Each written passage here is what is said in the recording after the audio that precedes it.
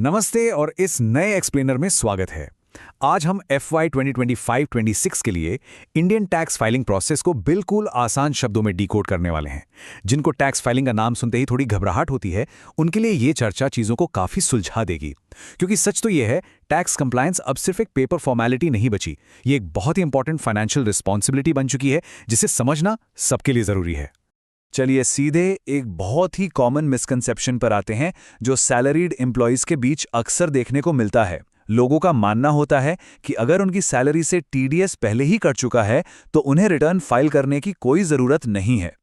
ये मिथ इतना आम है कि हर साल हज़ारों लाखों लोग सिर्फ इस वजह से भारी पेनल्टीज का शिकार होते हैं।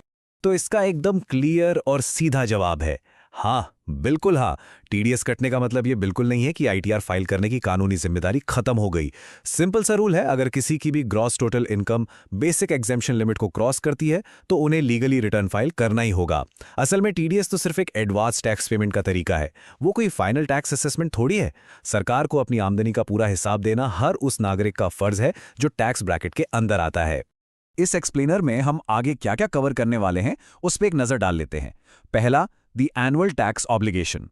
दूसरा, पुराने लॉज और नए रूल्स के बीच का डिफरेंस।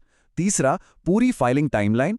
चौथा, जरूरी डॉक्यूमेंट्स। पांचवा, डेडलाइन मिस करने की पेनल्टीज। और छठा, प्रोफेशनल की मदद लेने के फायदे। तो शुरुआत करते हैं पहले सेक्शन से, द एनुअल टैक्स ऑब्लिगेशन, यानी हमारी सालाना टैक्स जिम्मेदारी। किसी भी सैलरीड एम्प्लॉय के लिए इस कानूनी रिक्वायरमेंट को समझना बहुत जरूरी है। टेक्निकल भाषा में कहें तो आईटीआर इनकम टैक्स एक्ट के सेक्शन 1391 के तहत एक एनुअल डिक्लेरेशन होता है। लेकिन आसान शब्दों में ये बस सरकार को अपनी टोटल इनकम, क्लेम किए गए डिडक्शंस और टैक्स लायबिलिटी की सही जानकारी देना है।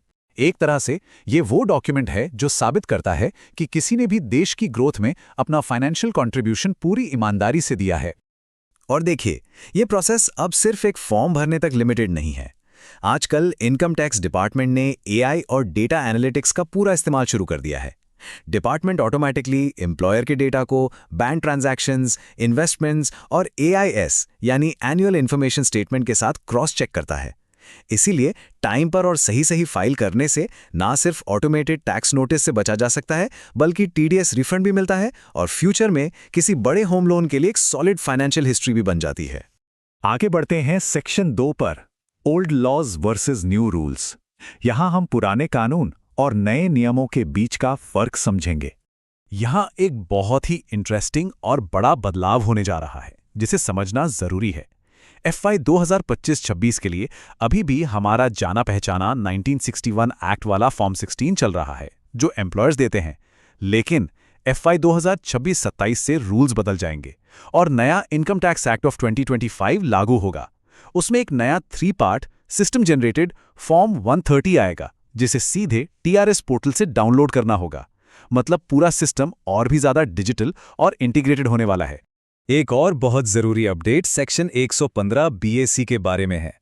हालांकि जुलाई 2026 की फाइलिंग में पुराना एक्ट ही यूज होगा, लेकिन ध्यान देने वाली बात यह है कि अब न्यू टैक्स रिजीम ही डिफॉल्ट बन चुकी है।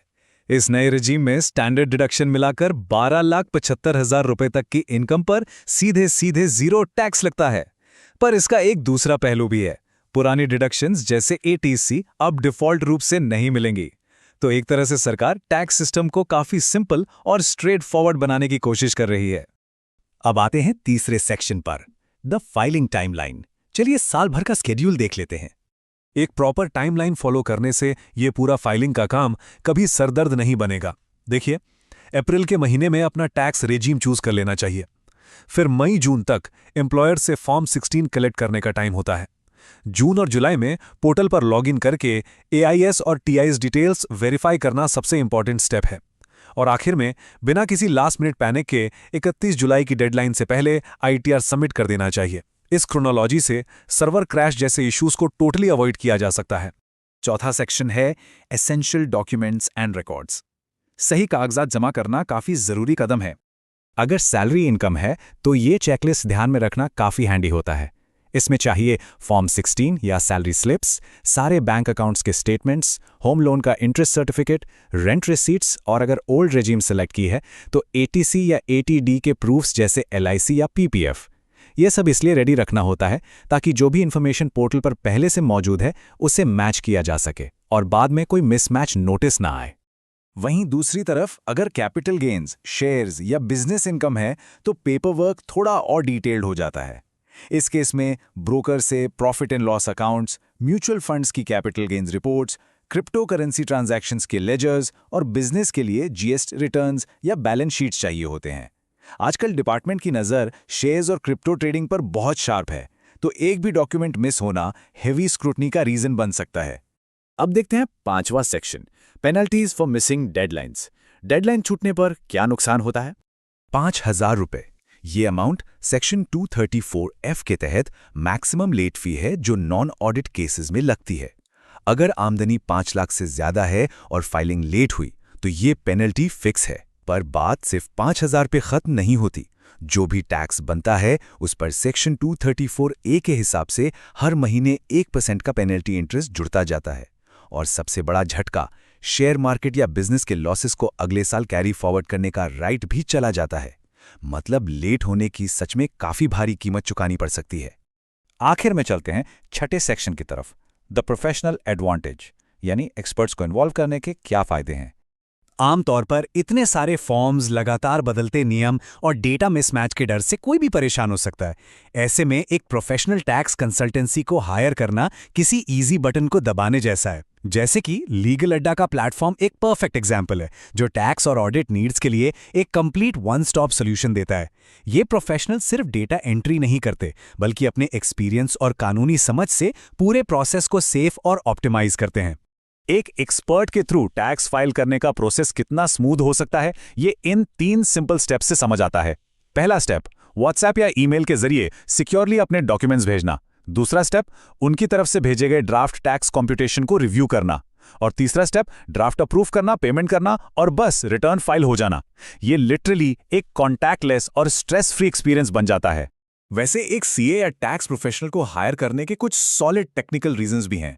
एक चार्टर्ड अकाउंटेंट नई सीबीडीटी गाइडलाइंस के हिसाब से तुरंत अडैप्ट करता है।